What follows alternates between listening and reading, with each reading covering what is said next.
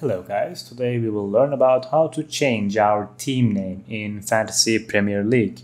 So in order to do that, we cannot do this process in the application unfortunately. Here as you can see, I'm currently at the website of the premierleague.com/home. At this point I will show you step by step how to change your team name from the browser side. You can also go to the site by your phone.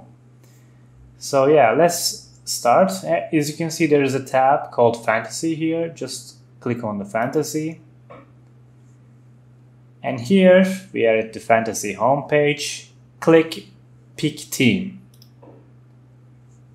We have clicked Pick Team and we will scroll all the way down until we see the Admin tab.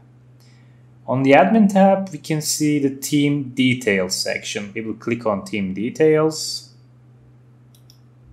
As you can see, my team's name is Tutorial Team, and let's say I want to change that. I will delete the Tutorial Team and just say Arsenal 2, for example. Scroll all the way down again after changing the team name here, Arsenal 2, and I will click on Update Details from the below. As you can see, my team's name have been changed to Arsenal 2.